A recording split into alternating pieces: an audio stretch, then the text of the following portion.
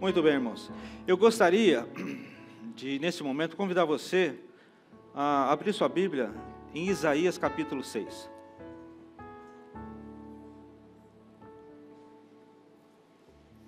Isaías capítulo 6. Os irmãos que quiserem podem acompanhar no telão, eu vou ler aqui, na mesma versão que a versão internacional, a NVI, nova versão internacional, e que diz assim o texto sagrado: No ano em que o rei Uzias morreu, eu vi o Senhor assentado num trono alto e sublime e exaltado, e a aba de sua veste enchia o templo. Acima dele estavam serafins, cada um deles tinha 6 asas, com 2 cobriam o rosto, com 2 cobriam os pés, e com 2 voavam. E proclamavam uns aos outros: Santo, Santo, Santo é o Senhor dos exércitos, a terra inteira está cheia da sua glória. Ao som das suas vozes, os batentes das portas tremeram, e o templo ficou cheio de fumaça. Então gritei: ai de mim, estou perdido, pois sou um homem de lábios impuros e vivo no meio de um povo de lábios impuros. Os meus olhos viram o Rei, o Senhor dos exércitos. Logo um dos serafins voou até mim, trazendo uma brasa viva que tinha tirado do altar com uma tenaz. Com ela tocou a minha boca e disse: veja isto, tocou os seus lábios, por isso a sua culpa será removida, e o seu pecado será perdoado. Então ouvi a voz do Senhor conclamando: quem enviarei? Quem irá por nós? Eu respondi: eis-me aqui, envia-me. Ele disse: vá e diga a este povo: estejam sempre ouvindo, mas nunca entendam. Estejam sempre vendo, mas jamais percebam. Torne insensível o coração deste povo. Torne surdos os seus ouvidos e feche os seus olhos. Que eles não vejam com os olhos, não ouçam com os ouvidos, e não entendam com o coração, para que não se convertam e sejam curados. Então eu perguntei: até quando, Senhor? E ele me respondeu: até que as cidades estejam em ruínas e sem habitantes, até que as casas fiquem abandonadas e os campos estejam totalmente devastados, até que o Senhor tenha enviado todos para longe, e a terra esteja totalmente desolada, e ainda que 1/10 fique no país, esses também serão destruídos. Mas assim como o terebinto e o carvalho deixam o tronco quando são derrubados, assim a santa semente será o seu tronco. Amém, irmãos? Que Deus nos abençoe. Nós vamos agora fechar os nossos olhos, nós vamos orar. Eu gostaria que você se desligasse de tudo aquilo que te prende fora desse contexto, para que você possa entender a palavra de Deus que vai ser pregada nessa manhã. Que você deixe todas as preocupações, que você se concentre hoje naquilo que os céus quer falar para você. Deus, nós nesta hora, mais uma vez te somos gratos. Te somos gratos, ó Deus, por tudo aquilo que o Senhor tem proporcionado a nós. Nós te agradecemos, ó Deus, com o nosso coração, porque nós temos a liberdade de abrimos a Tua Palavra, nós temos a liberdade, Deus, de lermos, de ouvirmos a Tua Palavra, nós temos, Senhor, a liberdade de meditarmos na Tua Palavra, e nós não queremos perder nosso tempo, Senhor, nesta manhã, ó Deus, com coisas, com vozes, ó Deus, na nossa mente, na nossa alma, Senhor, que não sejam do Senhor. Mas pelo contrário, nós queremos ouvir o Teu Espírito Santo falando a nós, falando ao nosso coração. Deus, nos tocando profundamente no nosso âmago, Senhor, na nossa alma. Ó Deus, no nosso interior. Purificando, Deus, o nosso ser. Nós estamos aqui, Deus, porque nós cremos em Ti, cremos no Teu poder, cremos, ó Deus, na Tua santidade.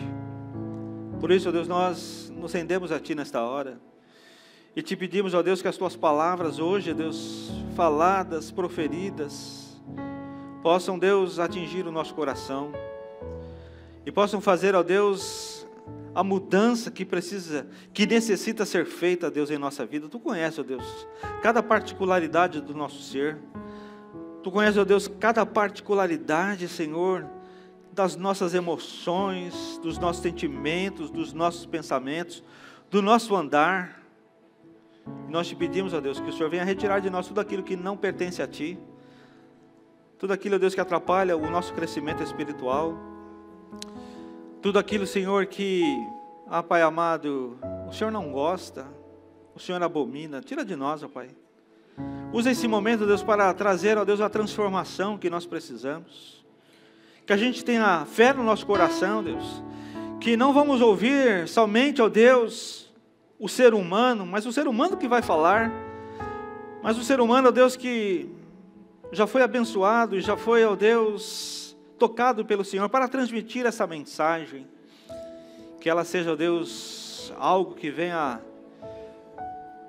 trazer tudo aquilo, ó Deus, que o Senhor deseja que ela nos traga, e que sejamos transformados pelo poder que há no Teu nome, Senhor.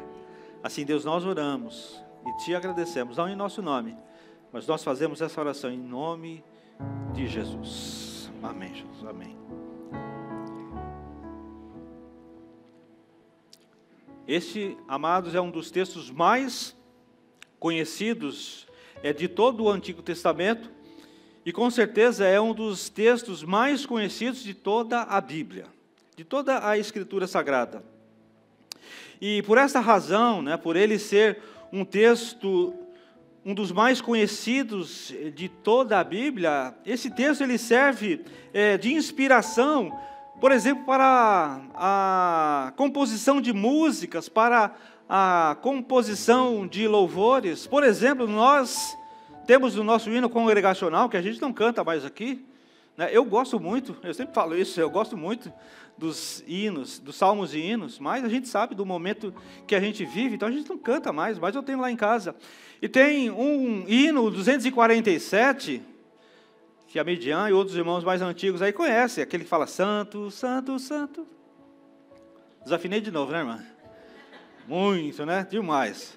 Mas fala santo, santo, santo, Deus onipotente. É baseado nesse texto do capítulo 6 de Isaías. E nele também os estudantes da Bíblia, eles têm um grande interesse nesse texto, pois ele, vamos dizer assim, é o único texto que fala da existência dos serafins. Quem serão esses serafins? Que seres angelicais, celestiais seriam os serafins? Eu já vi muita explicação sobre esses serafins, eu já vi muita explicação boa, mas eu já vi muita explicação ruim também, muita explicação esquisita, tentando explicar o que são esses serafins, aqueles seres de 6 anjos, que com 2 cobriam o rosto, com 2 cobriam os pés, e com 2 voavam, e falavam, santo, santo, santo é o Senhor dos exércitos.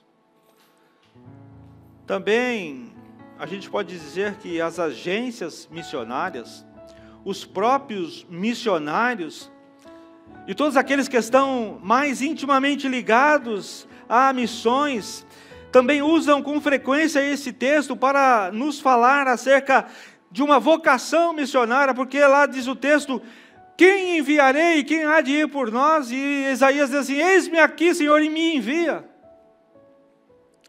Enfim, este texto da palavra de Deus, ele é muito rico em detalhes, ele é rico em pormenores, e com certeza o leitor da Bíblia tem grande interesse em estudar este texto, tem grande interesse de entender esse texto, tem grande interesse de meditar nesse texto. Esse texto me acompanha desde a minha conversão, eu sempre gostei demais desse texto, do livro do profeta Isaías, gosto de ler, de estudar, de meditar sobre ele.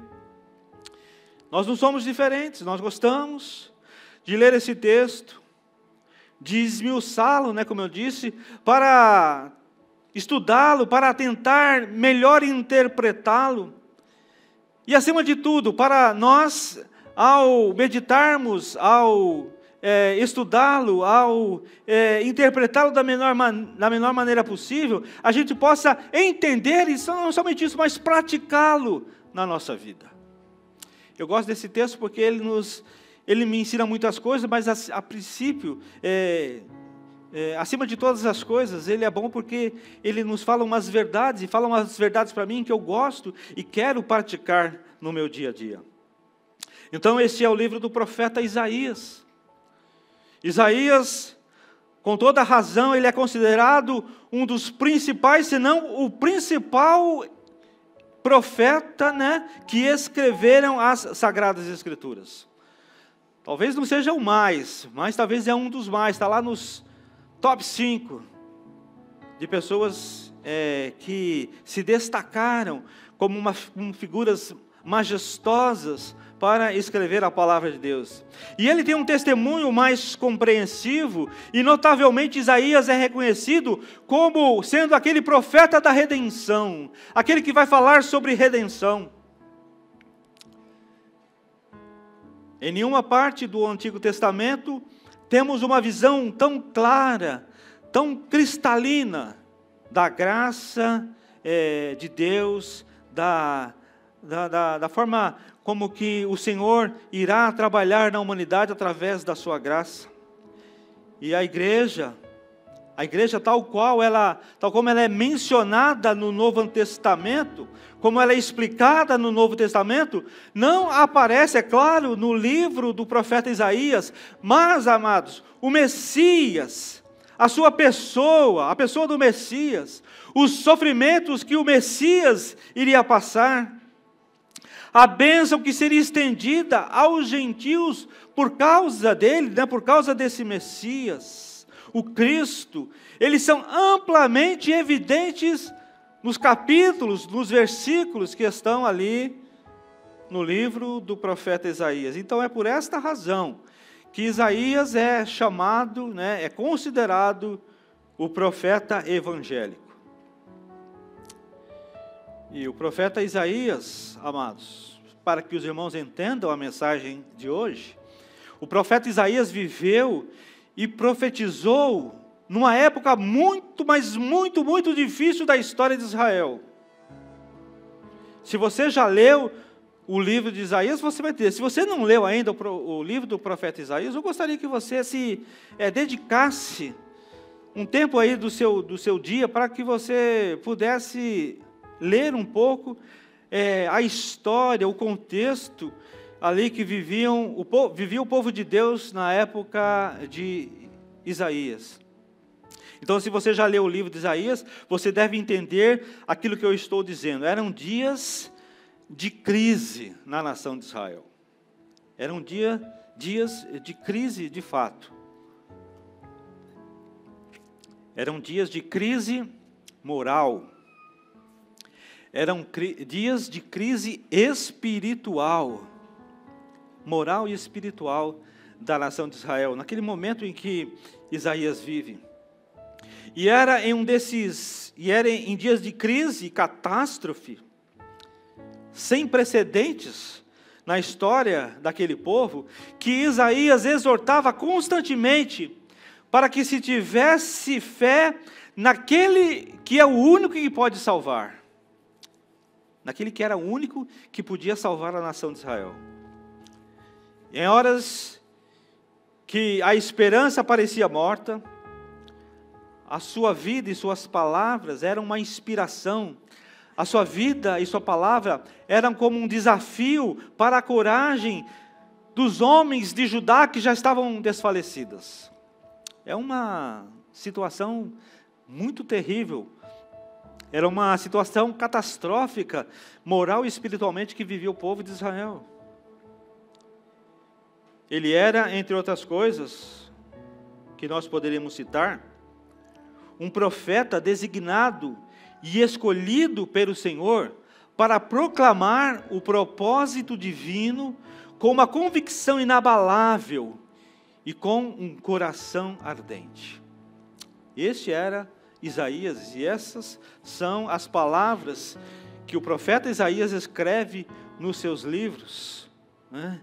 Ele tinha que proclamar um propósito divino, com uma convicção inabalável, com um coração ardente, em meio àquele momento vil, aquele momento de crise que passava a nação. O capítulo 6 de Isaías, o texto que nós lemos, ele descreve uma coisa interessante, irmãos. Ele descreve a vocação de Isaías para o ofício profético, né? Para a responsabilidade profética, para a incumbência de transmitir a palavra do Senhor para aquela nação. Isaías tem a visão do trono do Senhor. Ele viu os céus abertos e viu o trono do Senhor, e viu ali os serafins que estavam voando ao redor do trono e falavam: Santo, Santo, Santo, é o Senhor dos exércitos, toda a terra está cheia da sua glória. Ele viu. Isaías tem a visão do trono do Senhor, e isso, amados, mudou a sua vida para sempre. Isso mudou a vida do profeta Isaías para sempre. Não há quem exista e que, tendo visto o trono do Senhor, permaneça a mesma pessoa. Não existe. Não existe. Não existe. Quem tem visto o trono de Deus, tem visto a majestade, a glória do Senhor, e permaneça a mesma pessoa. E Isaías foi uma pessoa assim. Isaías foi uma dessas pessoas. Então a primeira coisa que eu gostaria de compartilhar nesta manhã com os irmãos, é que a visão do trono nos mostra de fato quem nós somos. O efeito dessa visão do profeta é imediato e é avassalador. Ele diz: ai de mim, estou perdido. Na nova versão dos Mano, seria assim: ai meu Deus, eu estou lascado. Eu me lasquei todinho. Ai de mim, estou perdido. E nos primeiros capítulos do livro, Isaías apenas vê uma nação pecaminosa. Se você ler lá o capítulo 1, do versículo 2 até o 17, você vai ver isso, você vai notar isso. E ele segue falando a respeito do pecado, ele segue falando a respeito da idolatria, ele segue falando a respeito da imoralidade, ele fala sobre o abandono das coisas de Deus pelo povo de Deus. Mas agora, depois que ele viu o trono, ele se vê como um deles. Ai de mim, estou perdido, porque eu sou um homem de lábios impuros, eu habito no meio de um povo de impuros lábios. Antes da visão ele diz assim: vocês são um bando de sem vergonhas, vocês são um bando de adúlteros, vocês são um bando de idólatras, vocês são isso, vocês são aquilo, né? Vocês não prestam. E depois que ele tem a visão do trono, ele se sente como parte daquele bando. Ele diz: aqui tem um bando de loucos. Tem um bando, né, de... Eu me sinto como parte deles. Ai de mim, eu estou perdido, porque eu sou um homem de lábios impuros, porque eu habito no meio de um povo que tem impuros lábios. E os meus olhos viram o Rei, o Senhor dos exércitos. Antes da visão ele dizia: vocês são um bando disso. E depois diz assim: vocês fazem parte, eu faço parte deste bando. No começo a nação não era santa, no começo o povo não era santo, agora ele se coloca como um deles. Unido com a nação, no seu afastamento de Deus, e preso nos seus próprios desejos, e preso nos seus próprios hábitos pecaminosos, Isaías só poderia considerar-se como um perdido também. E essa manifestação da santidade e da glória do Senhor enche Isaías de terror. E o enche de terror porque primeiramente ele só pensava no pecado do seu povo, mas agora Isaías pensa no pecado do povo e pensa no pecado dele também. E aquilo, amados, foi impactante como eu disse, para a vida do profeta Isaías. Ao ver e ouvir a fala santa que vinha dos lábios puros daqueles serafins, ele percebe que havia um enorme contraste entre ambos. Havia um enorme contraste entre ele e os serafins, entre a sua linguagem e a linguagem deles. O que nós devemos aprender aqui, amados, antes de qualquer coisa, é que Deus quer tratar com todos nós. Deus quer tratar com todos nós. Deus quer tratar com todos nós, mas o Senhor quer, em especial, tratar comigo primeiro. A primeira coisa que eu vejo no texto de Isaías é esse. Deus quer tratar com todo mundo, mas primeiro Deus quer tratar comigo em especial. Não se engane, meus amados. Muitas das vezes, nós somos pessoas que enxergam o pecado somente nos outros. Somente nas pessoas. A gente enxerga as falhas só nos outros. A gente enxerga os desvios somente nos outros. Quando a palavra fala, nós achamos que a palavra de Deus sempre fala aos outros. Quando ela traz reprimendas, quando ela traz censuras, nós achamos que é sempre para os outros. Nós ficamos nos desviando da palavra, para que ela possa atingir o outro. Porque nós não precisamos, aquele que é pecador, aquele que é isso, aquele que é aquilo. Uma vez eu estava aconselhando uma pessoa, e ele falava, porque não sei o quê, porque fulano é isso, porque fulano é assim, eu não vou ficar na igreja porque esse é assim, esse é aqui, aquele sobe lá para falar, mas ele está com a vida toda torta. E eu pensei, ele se acha melhor que todo mundo. Ele se acha melhor que aquele que canta, aquele que prega, aquele que está sendo líder. Nós achamos que Deus só fala com os outros quando se trata disso. Quando a palavra de Deus fala do caráter mau, quando a palavra de Deus fala de um comportamento inadequado, quando ela fala de uma má conduta, a gente começa a pensar que aquilo não é para mim, mas é somente para os outros. Essa mensagem é todinha para o fulano. Olha, que pena que ele não está aqui nesta manhã. Porque isso que o pastor está pregando é uma mensagem especial para ele. Eu acho que ele devia passar uma mensagem no particular para ele. Porque é toda para ele. Mas quando na verdade aquela mensagem também é para mim, é para aquela pessoa. Achamos que sempre é o outro que precisa de conserto. Tal qual aquele fariseu que estava lá no templo a orar. E ele diz assim, graças a Deus, eu te dou graça, Senhor, porque eu não sou que nem aquele ali. Aquele ali é falho, aquele ali é isso, aquele ali é aquilo outro. Eu te dou graças, Deus, porque eu não sou que nem ele. Mas às vezes nós somos como eles. Amados, eu preciso de conserto.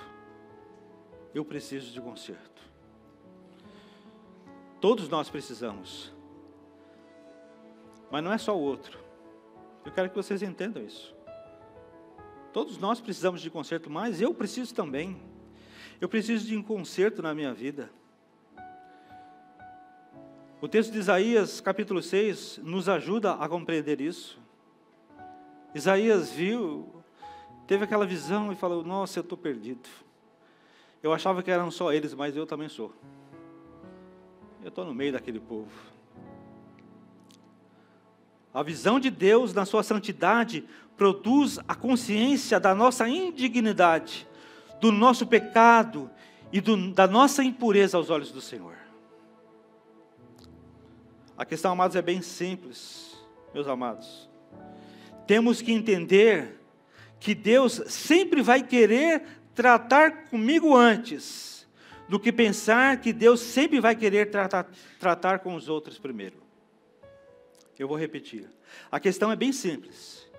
Temos que entender que Deus sempre vai querer tratar comigo antes, do que pensar que Deus sempre vai querer tratar com os outros primeiro. A segunda coisa que eu gostaria de compartilhar com os irmãos nesta manhã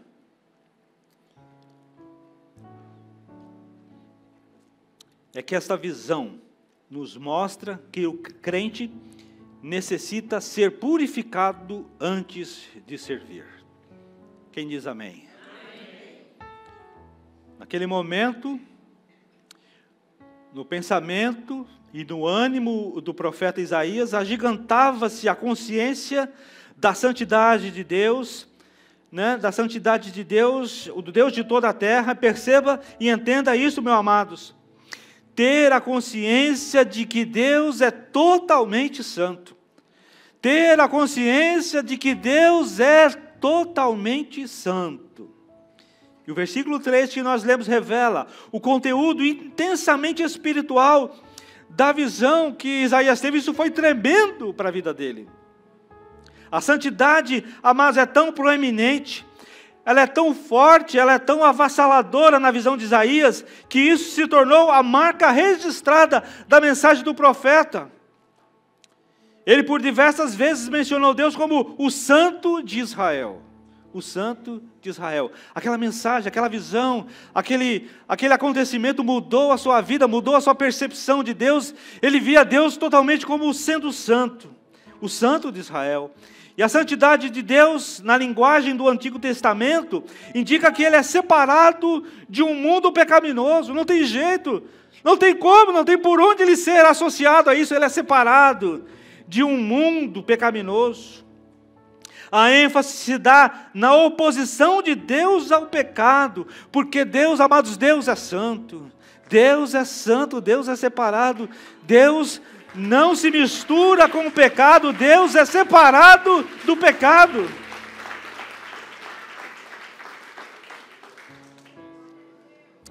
Isso se torna claro, amados, com o fato de que quando Isaías contempla a santidade do Senhor, ele toma consciência do seu próprio pecado. Isaías foi, como eu disse, impactado por essa visão do trono. Isaías teve a compreensão de que estava no meio de um povo cada vez mais atolado na busca de coisas que eram completamente alheias a Deus. Eles estavam atolados, eles estavam buscando coisas que não tinham nada a ver com Deus, que não dá nada a ver com um Deus que é santo, um Deus que é separado. E portanto ele também compreendeu que aquelas coisas que ele e o povo viviam, que ele e o povo praticavam, não coadunavam de forma alguma com um sentido elevado e santo da glória de Deus. Isaías vê agora que o Deus de Israel é, antes de qualquer coisa, santo, santo, santo. Santo, santo, santo. Isso impactou a vida dele. Isso deveria impactar a nossa vida, irmãos. Por isso que eu gosto de ler Isaías. Quando eu leio Isaías, esse capítulo 6, eu começo a pensar, Deus, eu preciso ser santo. Eu preciso buscar a sua santidade. Porque tu és santo, santo, santo, santo. O Senhor não tem parte com o pecado. O Senhor não tem parte com as coisas erradas. O Senhor não tem parte com a iniquidade. Porque tu és santo, santo, santo. Isso tem que impactar a nossa vida, irmãos. Isso tem que impactar esse texto. Ainda que a gente não, espiritualmente não, fisicamente, sei lá como posso dizer, naturalmente, a gente não tenha visto o trono de Deus, a gente não tenha visto os serafins, mas nós sabemos que Deus é um Deus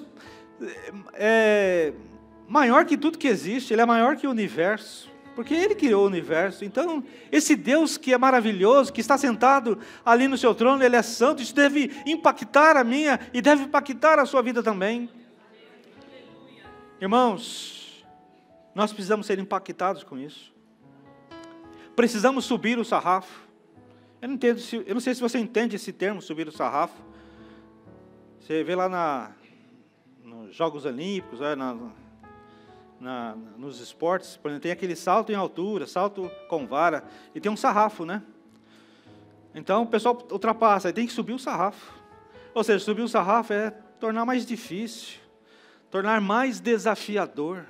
A gente precisa subir o sarrafo, amados, na nossa vida. A gente precisa partir para um grau mais elevado. A gente precisa disso na nossa vida. Precisamos elevar o nível da santidade. A consciência da sua própria impureza, do seu próprio pecado, da sua indignidade produzida pela visão de Deus na sua santidade, fez com que Isaías tivesse uma sensação de necessidade. E essa sensação de necessidade, amados, era a purificação. Precisamos subir o sarrafo. Precisamos elevar o nível. E para isso, a gente precisa da purificação. Quando somos impactados pelo reconhecimento e pela convicção da santidade de Deus, precisamos ter aquela urgente sensação de purificação das nossas vidas.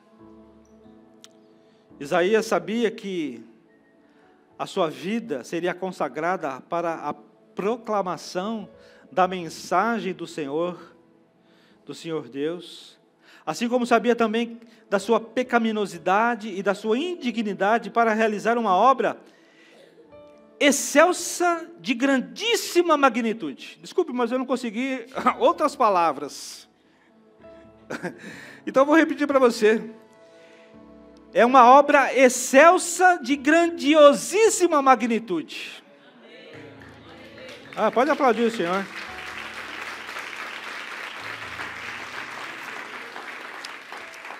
Essa obra maravilhosa. Então, ele é capacitado para isso. E a sensação da necessidade de Isaías é imediatamente satisfeita pela ação de um daqueles serafins. Ele é capacitado quando aquele ser angelical toca a sua boca, com aquela brasa viva que ele tirara do altar sagrado e tocou ali. Ele é capacitado para falar em nome de Deus, do Deus que é santo, do Deus que é glorioso, porque ele foi ali purificado pela brasa viva do altar. Mas ele precisou da purificação. Ele precisou ser purificado. E a purificação começou, amados, com o arrependimento. Ele poderia ter visto o trono de Deus e não ter se arrependido. E falar, que lindo. Olha como é lindo aquele trono. Que serafins bonitinhos ali de 6 asas voando. Quando ele viu o trono, amados, ele se arrependeu. Ele se arrependeu. Falou, eu estou mal. Eu achava que só eram eles, mas quando eu estou vendo isso aqui, eu estou vendo que sou eu também. Ele se arrependeu, irmãos. Arrependimento não é remorso. Arrependimento é conversão. Arrependimento é quando você estava indo por um caminho, você para e fala, está tudo errado esse caminho aqui, eu vou voltar por esse caminho aqui. Porque é o caminho da santidade. Porque é o caminho da aproximação de Deus. Porque é o caminho onde eu vou estar mais perto do Senhor. Então eu me arrependo daquilo que eu estou fazendo, daquilo que eu estava fazendo, agora eu não vou querer fazer mais. Isso é arrependimento. A purificação começou quando ele confessou. Ele confessou, falou assim, ai de mim, eu estou perdido, eu sou um homem de lábios impuros, eu habito no meio de um povo de impuros lábios, aquele povo que eu considerava pecador, eu agora me vejo também como pecador, eu não sou diferente deles, isso é confissão. A purificação veio quando ele se arrependeu, quando ele confessou e quando ele foi perdoado. Irmãos, entendam uma coisa, a gente ora pedindo perdão a Deus, irmão, mas Deus só vai perdoar quando você confessar o seu pecado. Não adianta falar assim, Deus, me perdoa os meus pecados, me perdoa, Senhor, a multidão dos meus pecados. A palavra de Deus diz assim, se você confessar os seus pecados, Ele é fiel e justo para perdoar. Mas você precisa primeiro se arrepender e você precisa confessar. Porque quando você se arrepende e confessa, automaticamente vem o perdão de Deus. Você pode até pedir perdão a Deus como uma forma de dizer que você está arrependido da sua confissão, mas o perdão por si só, ele acontece quando a gente se confessa e se arrepende do nosso pecado. Para ele ser purificado, ele teve que se arrepender, confessar para que o perdão viesse. Esses são princípios importantíssimos para todos aqueles que querem ser usados por Deus. Amém? Você quer ser usado por Deus? Então você precisa ter esse coração de arrependimento, você precisa se confessar para que você possa receber o perdão de Deus, para que você possa ser usado por Deus. Amados, Deus quer nos usar. Mas antes Ele deseja consagrar as nossas vidas. Imagine se aqui nós temos, aliás, 2 copos de água, mas imagine que um desses copos aqui tivesse com água, esse aqui água cristalina, e esse aqui tivesse com água, alguém já abriu, já tomou metade, mas tivesse com água turva, água bem escura, e você tivesse com sede, e pedisse, me dá um copo de água, você acha que eu ia dar esse copo de água cristalina, ou você acha que eu ia dar esse copo com água suja? Qual? Foi esse aqui, né? É a mesma coisa com Deus, irmãos. Deus, Ele quer usar as pessoas que estão se consagrando a Ele. Ele quer trabalhar com pessoas que estejam purificando as suas vidas. Ele quer trabalhar com pessoas, não que são pessoas que não têm nenhuma falha, não. Eu vi uma frase interessante, até compartilhei no meu Instagram, eu não lembro mais ou menos, é mais ou menos assim, né? Quem vai para o inferno não é aquele que não peca, mas é aquele que não se arrepende. Então, quando a gente se arrepende, quando a gente confessa, Deus vai transformando a nossa vida, vai transformando numa água cristalina, e Deus vai usar essa água. Se você mantém sua vida em coisas que não agradam ao Senhor, você vai estar sempre com esse copo com água suja, e Deus não vai querer usar isso, Deus vai querer usar esse. Então, Deus, Ele deseja nos usar, mas Ele quer consagrar a nossa vida primeiro, quer purificar a nossa vida primeiro. Deus, irmãos, há uma grande necessidade na nossa igreja, há uma grande necessidade de líderes, né, pastor João? Líderes em treinamento, de pessoas que sejam ligadas aos ministérios da igreja, né? Há tantas coisas, há tanto serviço, há tanta obra.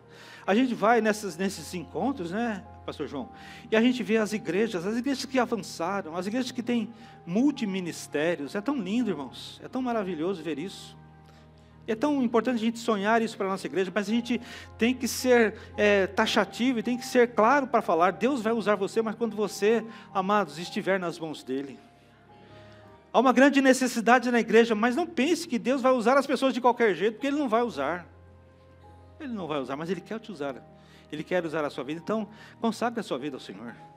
A terceira e última coisa que eu gostaria de compartilhar nessa manhã, nesse texto que nós lemos, Isaías, é que essa visão nos mostra que Deus deseja nos usar como uma água cristalina, como o exemplo que eu dei. Deus deseja nos usar, mas precisamos nos colocar à disposição.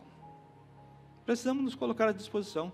Você pode até ser um copo de água cristalina que Deus quer usar, mas se você não se colocar à disposição, se você estiver fechado para Ele, Ele não vai poder te usar.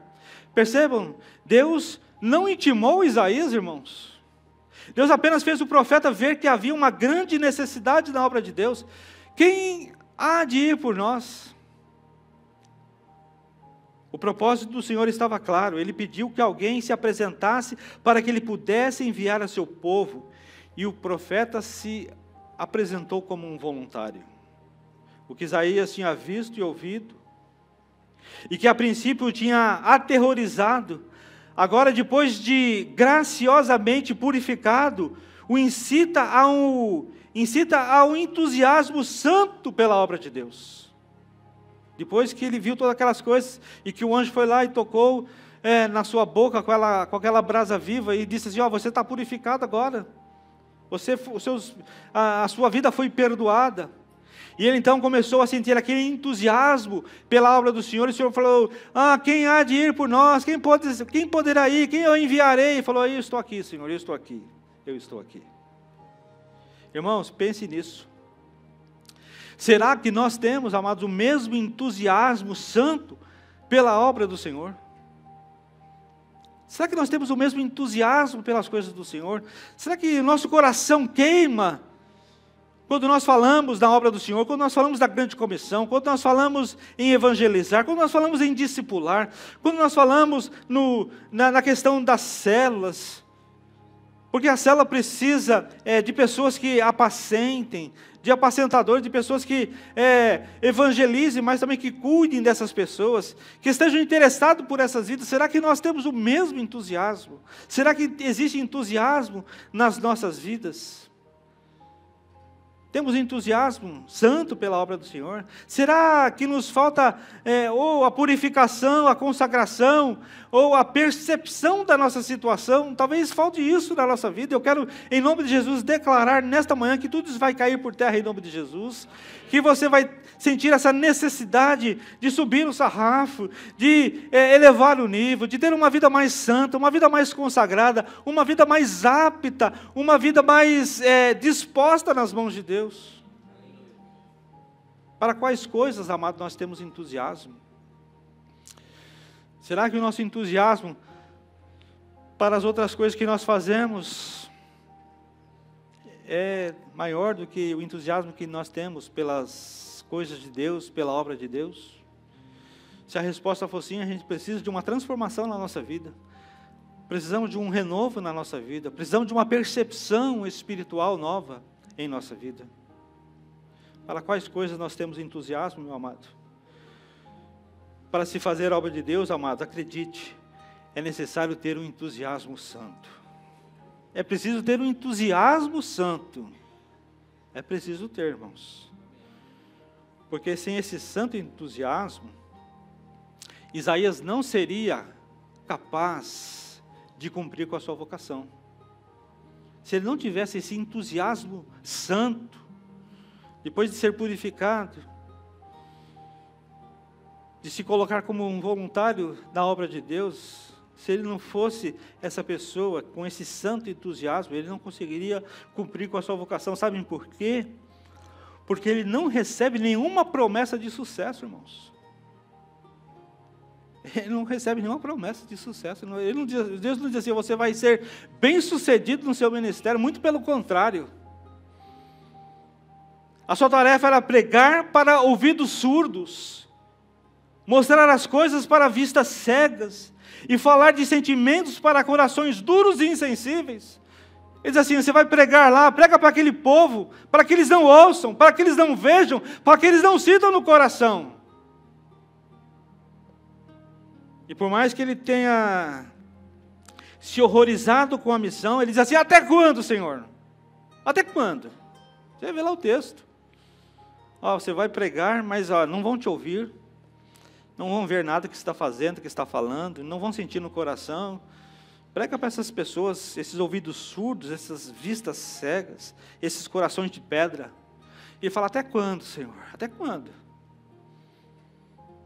Mas ele a fez com santo entusiasmo pela causa do Senhor. Será que nós temos esse mesmo entusiasmo, amados? Mesmo quando sabemos que não vamos ter sucesso na obra? Eu não sei, se ministerialmente a minha vida terá sucesso. Não sei, Deus que sabe. Mas eu não desisto, eu não paro. Eu tenho um santo entusiasmo pelas coisas de Deus. Eu vou continuar pregando, eu vou continuar falando, eu vou continuar ensinando, eu vou continuar orando pelas pessoas, eu vou continuar orando por cura. O sucesso não vem de mim, é coisa de Deus. Deus está mandando, faça isso. Vamos fazer a obra do Senhor, irmãos. Ainda que a gente não tenha essa garantia do sucesso, porque a gente vai pregar para uma pessoa, e nós vimos muito isso nos últimos anos. Nós pregamos, as pessoas vieram, mas as pessoas foram embora. As pessoas hoje até dão, desculpa a expressão, a palavra, mas deram banana para nós. Não querem nem saber. Manda mensagem, não retornam. Foram embora, não querem saber da gente. A gente que gastou tempo muitas vezes, a gente que gastou recursos. Deus sabe todas as coisas. Então, a visão que o profeta teve, eu gostaria até de chamar já a equipe de louvor para a gente encerrar. A visão que o profeta teve nos dá uma grande lição, irmãos. E eu gostaria que também você se colocasse de pé. Nós vamos orar. E que você também fechasse os seus olhos.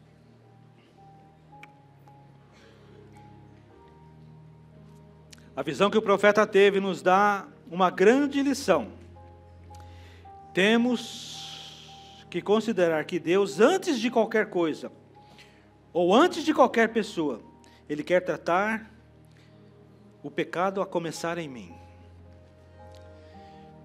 Ele quer que a gente sinta a necessidade de purificação, pois só assim nós vamos poder fazer a obra que Ele deseja que a gente faça.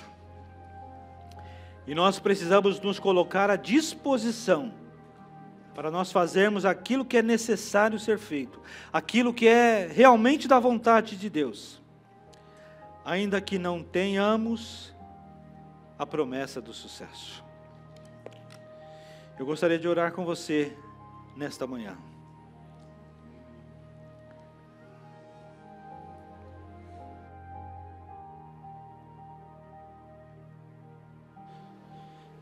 E nós vamos orar nesse instante. Nós vamos pedir a Deus que venha tirar de nós tudo aquilo que não convém. Que ao olharmos espiritualmente para esse trono de Deus, esse trono do Deus que é santo, o Deus que é santo, o Deus que é santo, possa mudar a nossa vida pelo resto das nossas vidas. Deve impactar a nossa vida. Deve nos fazer pessoas que tenham um santo entusiasmo pelas coisas de Deus. Uma pessoa que queira a purificação que vem de Deus, a consagração para as coisas de Deus. Não apenas de saber que Deus é santo, isso está bom. Não, isso não está bom. Porque quando a gente vê que Deus é santo, a gente percebe que a nossa vida tem que ser santa também. Temos que agradar ao nosso Senhor. Temos que ter um santo entusiasmo pela sua obra. Temos que fazer as coisas, independente se estamos vendo um sucesso, um resultado, mas nós vamos continuar pregando a palavra de Deus.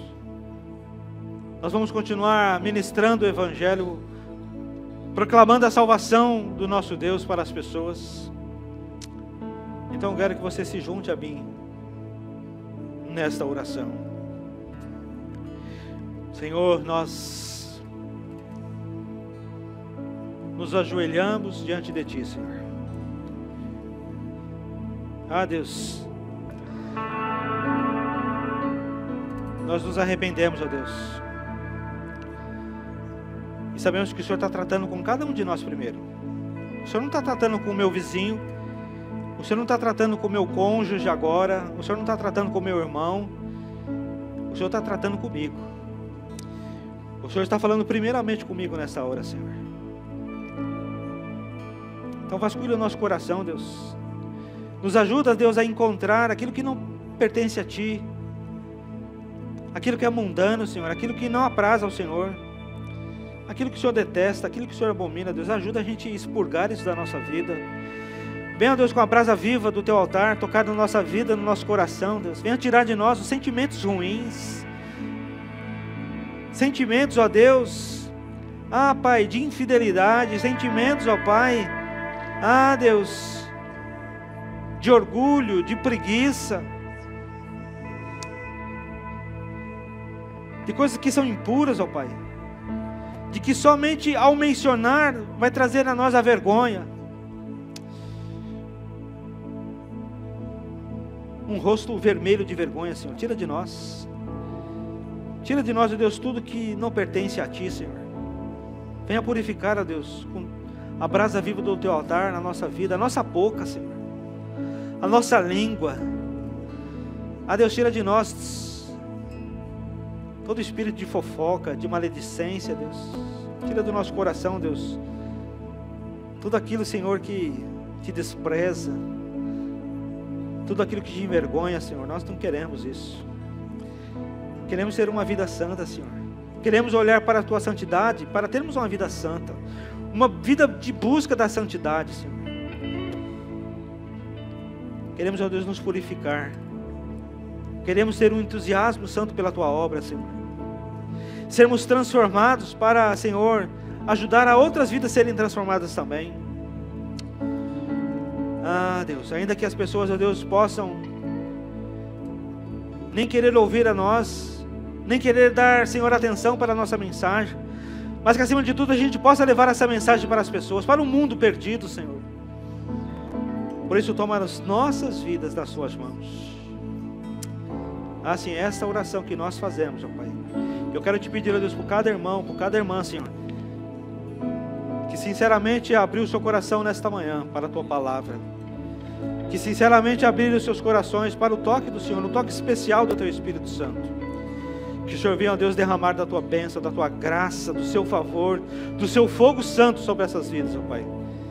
Que os anjos do Senhor venham tocar nas nossas vidas com esta brasa viva do Teu altar, para que sejamos transformados, porque Tu és um Deus santo, santo, santo.